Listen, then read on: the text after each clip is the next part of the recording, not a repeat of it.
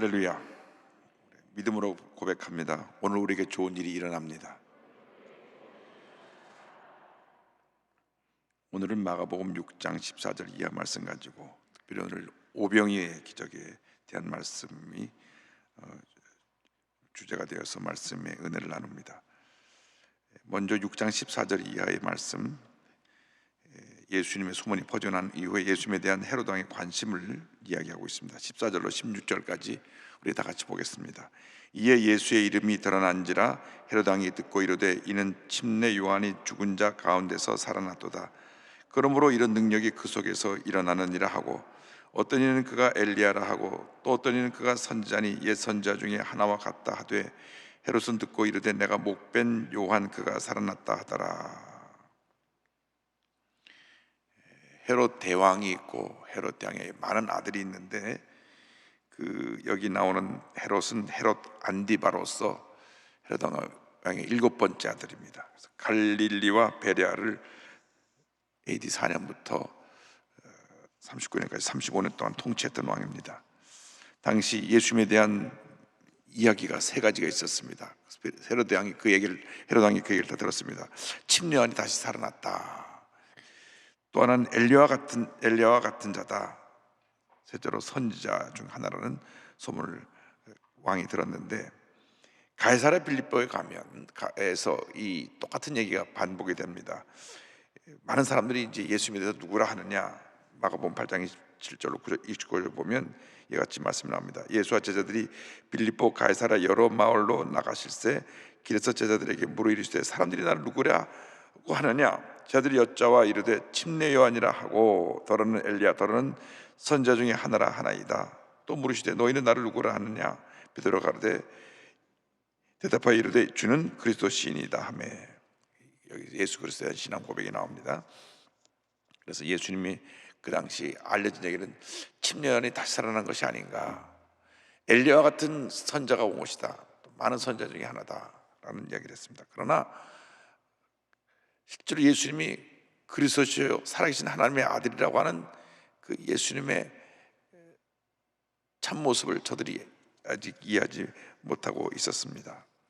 이제 이 침례 요한이 죽는 이야기가 뒤이어서 이어집니다. 침례 요한이 죽음에 대해서 17절 18절 보겠습니다. 전에 헤롯이 자기가 동생 빌립의 아내 헤로디아에게 장가든 고로 이 여자를 위하여 사람을 보내어 요한을 잡아 옥에 가두었으니, 이는 요한이 헤롯에게 말하되 동생의 아내를 취한 것이 옳지 않다 하였습니다. 이 헤롯 안디바가 이복 동생인 그 빌립의 아내 헤로디아를 취했습니다. 이것을 가지고 침례 요한이 당신 하나님 앞에 죄를 지은 것입니다, 잘못했습니다 하고 이것을 공공연하게 비판하고 지적을 하니까 헤로디아가 저 사람을 감옥에 집어넣으라고, 내가 저 사람 때문에 못 살겠다고, 그래서 감옥에 집어넣은 것입니다. 19절 20절입니다. 헤로디아가 요한을 원수로 여겨 죽이고자 하였으되 하지 못한 것은 헤롯이 요한을 의롭고 거룩한 사람으로 알고 두려워하여 보호하며 또 그의 말을 들을 때 크게 번민을 하면서도 달갑게 들음이러라. 그래서 헤로디아가 빨리 저 사람을 처형해서 없애버려야지, 저 사람이 다 떠들고 다녀서 내가 저 괴로 못 견디겠다고. 그런데 헤롯 왕은 이 침례 요한이 사람들이 엘리야처럼 인정하는 그런 선지자였고, 또 이 갈릴리 지역에서 번번이 폭동이 일어났는데 함부로 이런 지도자를 처형했다가는 반발이 생길 것이 또 두려웠고, 동시에 이 침례 요한의 메시지를 들으면서 양심의 가책을 느끼고 내가 잘못했구나 뉘우치기도 하고 여러 가지 마음속에 번민과 갈등이 있었기 때문에 함부로 처형을 하지 못했던 것입니다. 그래서 헤로디아는 눈에 가시처럼 여기서 어떻게 하면 이 침례 요한을 죽일까 했는데 마치 기회가 왔습니다. 21절 23절입니다. 마침 기회가 좋은 날이 왔으니 곧 헤롯이 자기 생일에 대신들과 천부장들과 갈릴리 귀인들로 더불어 잔치할세.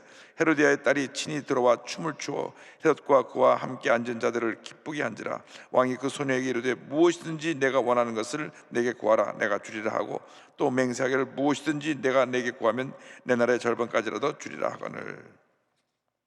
헤롯 왕의 생일 잔치가 벌어졌는데 그 헤로디아의 딸 살로메가 와서 춤을 추는데, 성경학자들의 기록을 보면 그 당시 그 추는 춤들이 좀 음란한 춤으로 사람들의 이 쾌락을 위한 춤들을 많이 췄기 때문에 그런 춤을 추어서 술에 취했던 그 헤로드 왕과 거기 있는 사람들이 시선을 끌었다. 그래서 즉흥적으로 너 뭘 원하니? 내가 나라 절반이라도 주겠다, 이렇게 제안하게 한 것입니다. 그때 헤로디아가 그 딸을 시켜서 그 침례 요한의 목을 갖고 오게 하라. 24절 26절입니다. 그가 나가서 그 어머니에게 말하되 내가 무엇을 구하리이까? 그 어머니가 이르되 침례 요한의 머리를 구하라 하니 그가 곧 왕에게 급히 들어가 구하여 이르되 침례 요한의 머리를 소반에 얹어 곧 내게 주기를 원하옵나이다 하니, 왕이 심히 근심하나 자기가 맹세한 것과 그 안자들로 인하여 그를 거절할 수 없는지라. 헤로디아는 딸을 시켜서 그 헤로드 왕의 눈을 현란하게 하고 그 마음을 훔쳐서 무엇인지 원한 대로 그 요구하여 얘기를 듣게 하고 난 다음 침례 요한의 목을 원했던 것입니다. 본인이 여러 관리들과 갈릴리의 유지들과 함께 있는 자리에서 약속한 것이기 때문에 할 수 없이 그 청을 들어줍니다. 27절 28절입니다. 왕이 곧 시병 하나를 보내어 요한의 머리를 가져오라 명하니 그 사람이 나가 옥에서 요한의 요한을 목 베어 그 머리를 소반에 얹어다가 소녀에게 주니 소녀가 이것을 그 어머니에게 주니라. 그래서 침례 요한의 처형이 이루어집니다. 예수님의 오실 길을 예비한 침례 요한이 그의 사역을 이렇게 마무리합니다. 그는 비록 목배임 당해서 세상을 떠났지만은 하나님 앞에서 자기의 산 삶을 잘 감당하고 예수님의 오실 길을 예배해 놓고 예수님의 사역이 이제 펼쳐지도록 그 길을 준비하고 난 다음 그 다음 그는 흥하여야겠고 나는 쇠해야 하리라 한 고백대로 그는 형장의 이슬로 사라졌던 것입니다. 6장 29절입니다. 요한의 제자들이 듣고 와서 시체를 가져다가 장사하니라. 우리가 침례 요한의 삶을 통해서 배울 수 있는 한 가지 교훈은, 우리가 무엇을 주님을 위해서 했다고 할지라도 우리가 그로 인해 내 자신이 영광을 받거나 내 자신이 기념탑비를 세울 곳은 아무것도 없고, 그 삶이 죽음으로 맞춰진다고 하더라도 주님의 영광을 위한 것이라면 그 삶은 사명을 잘 감당한 것이라는 것을 잊지 말아야 합니다. 사람들은 자꾸 내가 뭘 했다, 내가 라고 하는 그런 자기 모습을 드러내기 원합니다. 원래 인간이 늘 자기가 우주의 중심이고 자기 중심적이기 때문에 무엇을 해도 나의 이름, 나의 업적, 나의 흔적을 남기기 원합니다. 그러나 침례 요한의 삶을 통해서 우리가 배울 수 있듯이 아무리 큰 일을 많이 하고 주님에서 큰 역사를 이뤘다 할지라도 이렇게 목배당에 순교당할 수 있고 흔적도 없이 그 모습이 살아갈 수 있지만 그 또한 하나님이 귀하게 보시고 하나님의 큰 상급으로 예배해 놓으시고 상급을 이미 주셔줄 줄 믿습니다. 그래서 우리 주님의 백성들은 꼭 기억해야 됩니다. 주님의 영광을 위해서는 어떤 희생도 당연한 것이지 그것이 내가 어떠한 영광을 취할 것이 아니라고 하는 것입니다. 이 땅에 십자가의 복음이 들어와서 135년 짧은 역사 가운데 136년 짧은 역사 가운데 이렇게 1천만 크리스찬이 된 것은 수많은 이름 없이 빛도 없이 희생하는 많은 주의 종과 헌신한 주님의 백성들이 있었기 때문에 오늘날 이 같은 놀라운 은혜가 임하게 된 것입니다.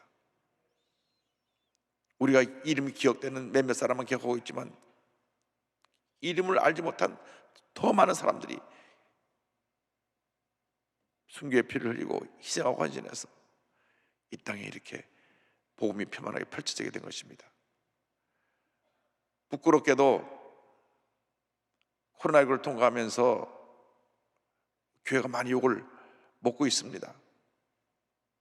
옛날에는 그렇게 교회가 칭찬을 받고 우리 한국 개화기에 기독교가 없으면 우리 나라가 완전히 망해서 이 세상에 흔적 없이 사라져 버릴 수밖에 없는 그런 풍전등화 위기 속에서 복음이 들어와서 민족 지도자를 세우고 독립운동가를 세우고 또 저들을 계몽해서 학교를 세우고 병원을 세우고 교회를 세워서 우리나라를 지키고 살려냈습니다. 일제 35년을 믿음으로 이겨나게 했습니다. 또 6.25 북한 공산 괴뢰군의 침략을 미국을 비롯한 16개의 우방이 와서 우리나라를 살려냈습니다. 이 모든 일의 중심에 교회가 있었고 기독교가 있었는데 우리가 풍요로움 속에서 옛날에 그 열정과 그 헌신과 그 우리에게 맡겨진 귀한 사명을 제대로 감당하지 못해서 교회가 많이 나누어지고 갈등과 다툼이 생기고 개교회주의로 자기 교회만 자랑하고 그러다 보니까 코로나19를 통과하는 가운데 그 개교회주의로 간 그 모습 속에서 몇몇 교회들이 방역 지침을 지키지 않아서 확진자가 또 생기고 또 생기고 또 교회라는 이름 때문에 믿지 않는 사람들은 신천지인지 교회인지 구분을 못하니까 처음에 신천지가 꽝 터졌죠. 그 다음에 또 어떤 특정한 교회가 또 땅 터졌죠. 그 다음에 또 어떤 또 그 무슨 열방성교가 또 빵 터졌죠. 이번엔 또 무슨 IM인가 뭐가 또 빵 터졌죠. 그래서 아주 기독교 전체가 사회로부터 비판을 받고 있는데 이제 우리가 정신 차리고 침례원의 모습처럼 정말 있는 곳에서 내가 희생되어지면서 사랑의 복음을 전하고 소외되고 병든 사람들, 문제된 사람들 가서 위로하고 치료하고 회복시켜서 하나님의 큰 역사를 이루는 우리 모두가 되어야 할 것입니다. 이제부터는 신뢰를 회복할 때입니다. 지금까지 이제 2020년에는 그 2021년 1월까지만 우리가 봐줍시다. 그때까지는 우리 욕을 많이 먹었지만 이제 2021년 2월 달부터는 이제 회복하고 교회가 칭찬받고 사회로부터 신뢰를 회복하는 그러한 계기가 될 것을 믿습니다. 여러분들이 그 일에 앞장서 주시길 바랍니다.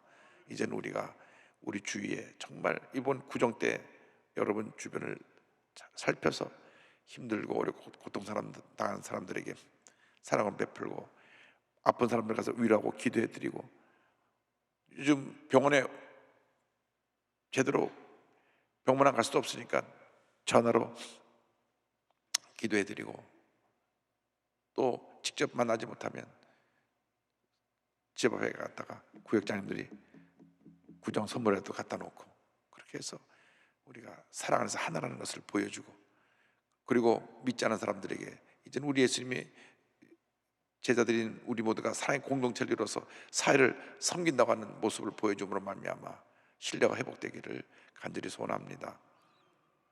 어저께 보니까 그 뉴스에 나오는데 그래도 확진한 것의 1순위가 교회가 15%라고 나왔어요. 그 다음에 뭐 어디 쭉 나오는데 그러나 다행히 또 대형 교회에서는 단 한 케이스도 교회 내 확진자가 나온 적이 없다. 그래서 교회에 이번에 이렇게 10% 풀어준 것은 참 잘했다. 그런 또 보도가 나왔어요. 이제 이게 10%가 구정 지나서 20%가 되고 이제 5월 달쯤 돼서 한 50% 되고 이번 크리스마스 때는 100% 우리가 모여서 기쁨을 드리게 될 줄 믿습니다. 할렐루야. 자, 이제 오병이어의 기적입니다. 오병이어의 기적은 얼마나 큰 기적인지 마태, 마가, 누가, 요한 다 나왔습니다. 왜냐하면 남자 어른만 5천 명이니까 여자 어른 합해서 약 2만에서 3만 명이 다 배불리 먹고 12바구니가 남은 놀라운 기적입니다. 그래서 마가복음 6장에 있는 내용, 또 마태복음 14장, 누가복음 9장, 요한복음 6장에 이 똑같은 내용이 다 기록되어 있습니다. 오늘 그 내용으로 이제 말씀 공부를 이제 뒷부분을 마무리합니다. 예수께 나온 무리들에서 30절 이하에 나옵니다. 30절 31절 다 같이 보겠습니다. 사도들이 예수께 모여 자기들이 행한 것과 가르친 것을 낱낱이 고하니 이르시되 너희는 따로 한적한 곳에 가서 잠깐 쉬어라 하시니 이는 오고 가는 사람이 많아 음식 먹을 겨를도 없습니다. 여기서 사도라고 하는 표현을 합니다. 사도, 아포스톨로스라는 이 말, 이 사도라는 것은 이 권세를 인정받은 대리인, 보내심을 받은 자, 이 사도라는 말에서 이제 다시 대사, 요즘 엠베서더 대사라고 하는 것이 사도라고 하는 내용과 같은 내용입니다. 권위를 부여받아서 보냄을 받은 사람들.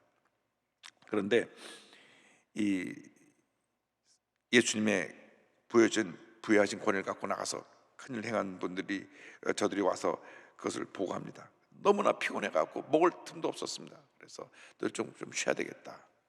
우리가 주님을 하려면 열심히 일하고 또 열심히 잘 먹고 또 잘 쉬는 것 중요합니다.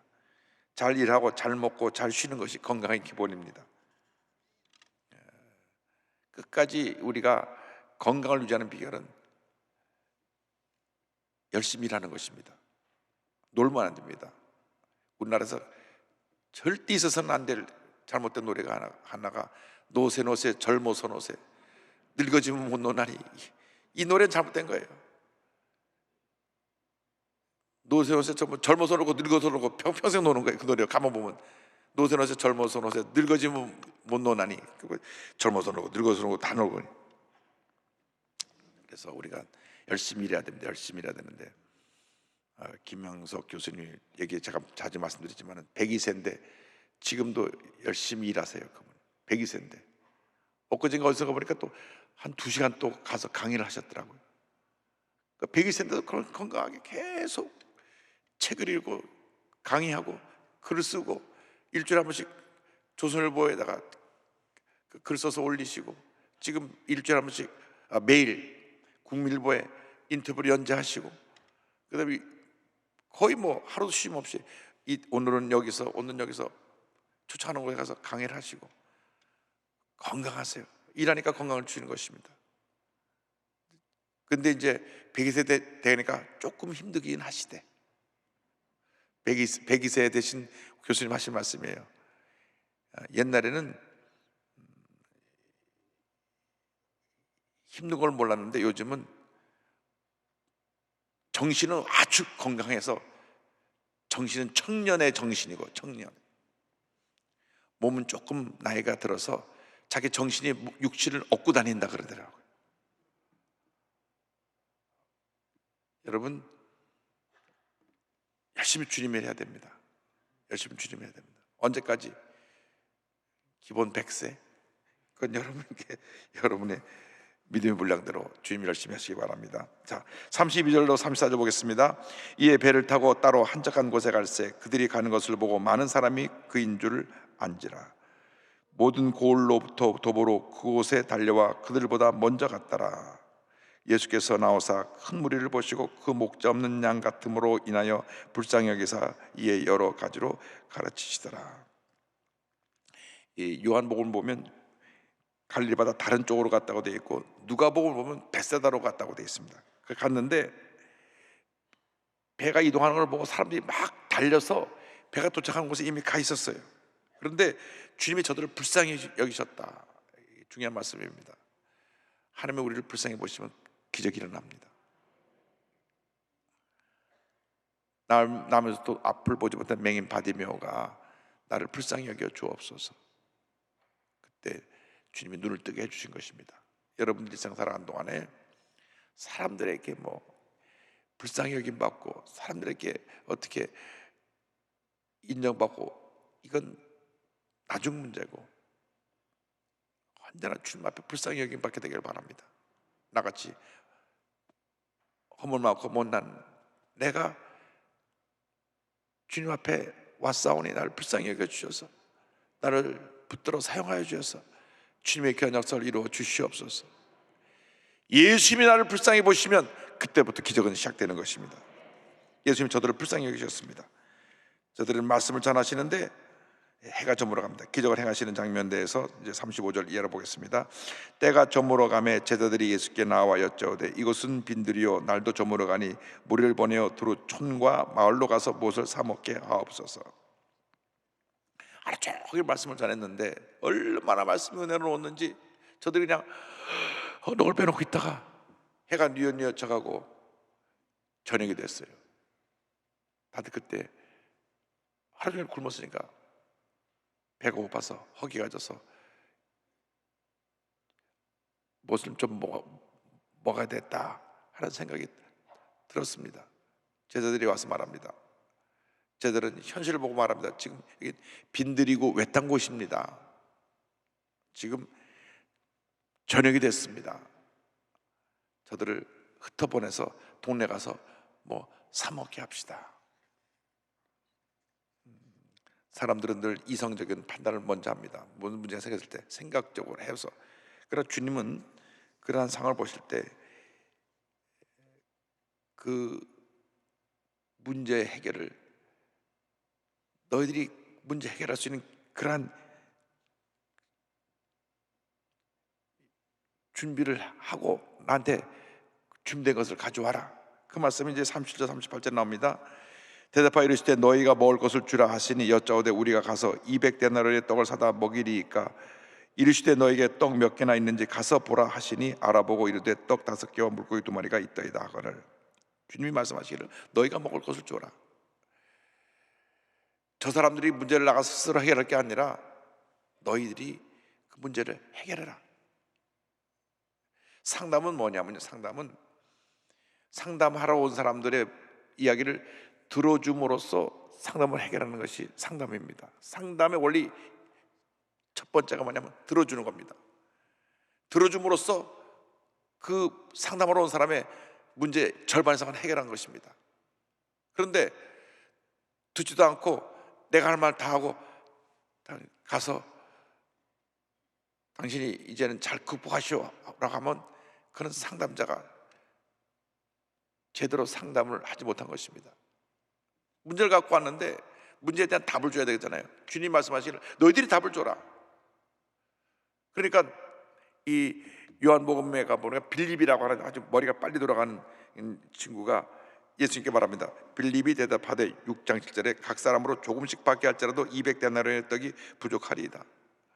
예수님 이렇게 많은 사람들 다 먹이려면 200데나리온을 갖고도 부족합니다. 한 데나리온이 하루 버는 품삯이니까 하루에 10만 원 번다고 그러면은 예수님 2천만 원 있어도 이거 불가능합니다. 그리고요 2천만 원 갖고 있어도 가서 2천만 원어치 음식을 사올 때도 없습니다. 어디 갑자기 이 몇만 명 음식을 어디 가서 우리가 음식을 구해옵니까? 그런데 빌립은 안 된다는 것부터 생각하고 말했을 때 안 되라고 하는 제자는 그 말을 듣자마자 나가서 혹시 먹을 것 갖고 있는 사람 없습니까? 예수님이 먹을 것을 찾고 계신데 갖고 온 사람 없습니까? 두루 다니다가 어떤 한 소년이 어머니가 도시락 싸준 거 있는데 제가 예수님 필요하시다면 제가 갖고 온 거 있는 거 드릴게요. 그래서 보리떡 5개 물고기 2마리가 나옵니다. 요한복음 6장 8절 9절 보니까 제자 중 하나 곧 시몬 베드로의 형제 안드레가 예수께 여쭤되 여기 한 아이가 있어 보리떡 5개와 물고기 2마리를 가지고 있나이다. 그러나 그것이 이 많은 사람에게 얼마나 되겠사옵나이까. 어쨌든 갖고 왔어요. 그러나 갖고 보니까 어린애가 한 끼 먹을 만한 조그만 양입니다. 이 보리떡이라고 하는 것은 이제 그 밀가루에다가 보리가루를 갖다가 섞어가지고 이렇게 넓적하게 붙인 거, 우리나라 빈대떡처럼 붙인 겁니다. 그건데 평범한 사람들이 먹는 식사였고, 이 물고기 2마리라고 하는 것은 작은 물고기, 정어리 같이 작은 거 둘, 무슨 영화에 보면 큰 물고기들이 나오는데 그런 물고기가 아니라 작은 물고기 두 마리, 아마 그 반찬하라고 소금에 절여갖고 줬을 것 같습니다. 왕멸치 두 마리라고 생각하면 좋겠습니다. 그래서 그걸 줬는데, 이거 어떻게 이거하고 되겠습니까? 이제 그 오병이어의 기적을 믿지 않는 자유신학자들은 뭐라 그러냐면, 이 보리 다섯 개 물고기 두 마리를 가지고 예수님이 기도하시니까 거기는 많은 사람들이 감동받아고 숨겨놨던 거 다 꺼내서 먹었다. 그런데 그건 말이 안 되는 것이, 그렇게 해서 남은 게 또 12바구니가 어떻게 남겠으며, 또 거기 있는 사람이 다 음식을 싸왔다고 하는 그러한 기록은 어디 없습니다. 그래서 진짜로 기적입니다. 그런데 이 어린아이 한 끼 분량의 식사를 가지고 주님이 기도하십니다. 39절로 44절입니다. 제자들에게 명하사 그 모든 사람으로 때를 지어 푸른 잔디 위에 앉게 하시니 때로 100명씩 또는 50명씩 앉은지라. 예수께서 떡 5개와 물고기 2마리를 가지사 하늘 우러러 축사하시고 떡을 떼어 제자들에게 주어 사람들에게 나누어 주게 하시고, 또 물고기 2마리도 모든 사람에게 나누심에 다 배불리 먹고 남은 떡 조각과 물고기를 12바구니에 차게 거두었으며 떡을 먹은 남자는 5,000명이었더라. 주님 말씀하십니다. 이제 사람을 다 숫자대로 이렇게 100명, 50명 이렇게 무리지 않게 해라. 믿음은 눈에는 건 보이는 것도 없고 귀는 들리는 것도 없고 손에는 잡히는 것도 없어도 행하는 것입니다. 예수님이 아직 기적을 행하지 않았는데 음식 먹을 준비를 하도록 사람을 구분해서 앉게 했습니다. 사람들은 뭔가 좋은 일이 일어나는가 보다, 우리를 이렇게 그룹 앉게 하는 걸 보니까 무슨 일이 일어나는가 보다 기대감을 가졌을 것입니다. 그러고 나서 그 다음 보면 예수님이 그 하늘을 우러러 축사하셨다 하는 말이 나오는데, 이 축사하셨다는 말을 영어 성경이나 다른 성경을 보면 하늘 우러러 감사기도를 드리셨다. 감사는 감사할 수 없을 때 드리는 감사가 진짜 감사입니다. 내가 먹을 것이 없는데도 감사하면, 그 없는 환경에서 하나님께서 먹을 것을 채워주시고, 내가 아플 때도 감사하면 그 아픔을 이겨내고 건강 주시고, 내가 슬플 때도 감사하면 슬픔을 위로해 주시고 마음의 평안함을 주시는 것입니다. 예수께서 또 언제 감사하셨느냐? 나사로의 무덤 앞에서 또 감사를 드리셨어요. 나사로가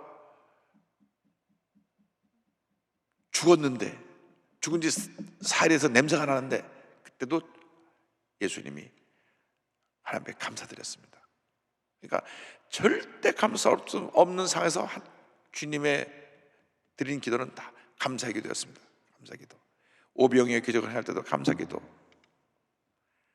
나사로를 살릴 때도 감사기도. 사람들이 이해를 못했을 것입니다. 아니, 사람 죽었는데 왜 기도를 드리는가? 하나님은 우리의 감사기도를 받기 원하시는 것입니다. 왜? 감사기도는 우리의 믿음의 표현입니다. 예수 믿는 사람이 절대 부정적이 돼서 안 되는 것은 하나님이 기뻐하지 않으시기 때문에 그렇습니다. 절대 긍정, 절대 감사는 우리 운명을 막아놓고 하나님의 축복을 가져오는 것입니다. 이렇게 코로나19로 인해서 어렵지만 우리가 감사하고 또 감사하니까 20명이 10%가 된 겁니다. 이제 곧 20% 될 겁니다. 물론 아니 10% 갖고 우리가 양에 차지 않습니다. 20%고 양에 차지 않습니다. 언제 백신 나옵니까? 언제 치료제가 나옵니까? 그건 우리가 얘기해서 달라지는 게 없어요. 지금 없는데 내놓으라고 한번 그래봐야 나오지 않습니다. 조금 준비가 좀 늦어서 늦게 나오는 것뿐인데, 우리의 태도는 원망과 불평이 아니라 그럼에도 불구하고 감사합니다. 우리 모두가 이 코로나 한 사람도 확진되지 않고 잘 지나가게 하시니 감사합니다. 혹하신 되었다 하더라도 건강을 속히 회복시켜 주시니 감사합니다. 이번 코로나가 참 희한한 게요, 확진돼서 병원에 가면 그냥 독방에 병실에 들어가 있습니다. 약이 없잖아요. 들어가 있는 거예요. 그리고 아침에 와서 열 한번 재보고, 낮에 전에 가서 열 한번 재보고, 열이 많이 38도 39도 올라온다, 그럼 탈이나 하나 먹고, 그리고 일주일 있다가 또 코로나 재보니까 다 났습니다, 나가세요. 요즘 그래서 매일 보고에 오늘 몇 명 나왔다, 오늘 몇 명이 확진자가 나오고 몇 명 치료받다 하고, 그게 그겁니다. 병원에 가서 특별히 하는 게 없어요. 그냥 잘 쉬었다 나오는 겁니다. 그래서 혹시 걸리지 않으면 좋지만 만약라도 걸린 분 있으면 또 일주일 휴가구나, 일주일 동안 성경이나 읽다 나오자, 일주일 동안 들어가서 성경하고 다 읽고 나오면 됩니다. 하루 종일 성경 읽으면 일주일에 한 번 읽을 수 있으니까 그런 마음으로 편하게 가지면 됩니다. 할렐루야. 코로나가 아무것도 아니에요. 독감인데 좀 고약한 독감이에요. 그 바이러스가 이게 이상한 게 이게 빨리 확 퍼지고 약이 없어서 그렇지, 지금 이스라엘이 절반 이상 인구가 다 맞았는데요, 지금 확진자가 거의 안 나온대요. 확진자가 거의 없어졌대요. 우리도 이제 맞으면 맞고 나서 한 달 기다려보면 확진자가 다 없어지겠죠. 어쨌든 우리는 이겨낼 겁니다. 할렐루야. 그래서 하나님 앞에 감사 기도를 드렸다는 걸 꼭 잊지 마시고, 우리가 이 코로나19 힘들고 어려울 때 감사로 이겨냅시다. 넘치는 감사로. 무조건 우리는 감사로 나가야 됩니다. 힘들어도 감사하고, 답답해도 감사하고, 속상해도 감사하고. 감사하면 안 되던 일이 풀어지는 것입니다. 감사하지 않으면 오히려 또 일이 얽혀요. 감사하지 않으면 더 속상하고, 또 괴롭고, 화가 나고, 감사하지 않으면 스트레스 받고, 감사하지 않으면 마음에 상처만 남습니다. 그래서 절대긍정 절대 감사는 우리의 삶을 바꿔놓고 하나님의 큰 은혜와 축복을 가져다 주는 것입니다. 그래서 여러분 모두가 예수님께서 보리떡 5개 물고기 2모 가지고 감사기를 드려서 남자 어른만 5천 명, 약 2, 3만 명 되는 모든 사람을 다 배불리 먹고 12바구니나 남도록 채웠던 것처럼 그러한 복을 감사를 통하여 다 받게 되기를 주님의 이름으로 축원합니다. 기도하겠습니다. 사랑과 은혜와 자비가 많으신 하나님 아버지, 우리 삶에 감사가 부족해서 늘 힘들고 어려운 삶을 삽니다. 주님 용서하여 주옵시고, 힘들어도 감사하고, 억울해도 감사하고, 답답해도 감사하고, 상처를 받아도 감사하고, 괴로워도 감사하고, 슬퍼도 감사하고, 범사에 감사하여 오병의 기적을 체험하듯이 우리 모두가 기적을 체험하는 주님의 백성들이 되게 하여 주시옵소서. 감사하고 예수님의 이름으로 기도 올리옵나이다. 아멘.